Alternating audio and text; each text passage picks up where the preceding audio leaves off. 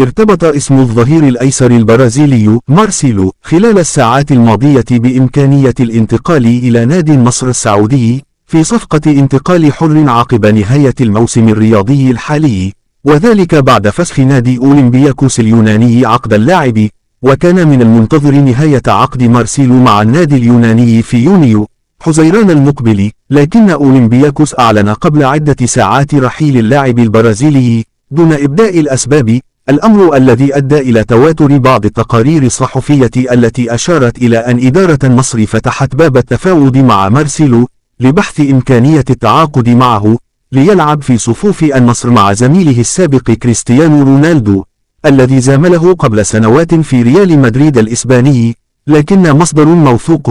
أكد أن هذا الأمر عار تماما من الصحة،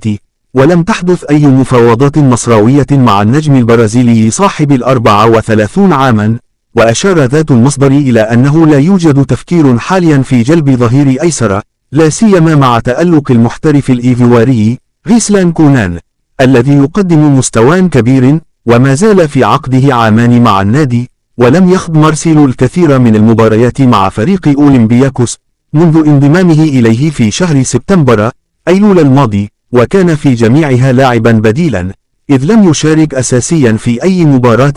ويبدو أن ذلك ما دفع النادي اليوناني لإنهاء تعاقده بالتراضي، خاصة مع الزيادة الواضحة في وزنه. وقال أولمبياكوس في تغريدة عبر حسابه الرسمي بمنصة التواصل الاجتماعي تويتر: عائلة أولمبياكوس بأكملها تشكر مارسيلو على تعاونه ووجوده في نادينا.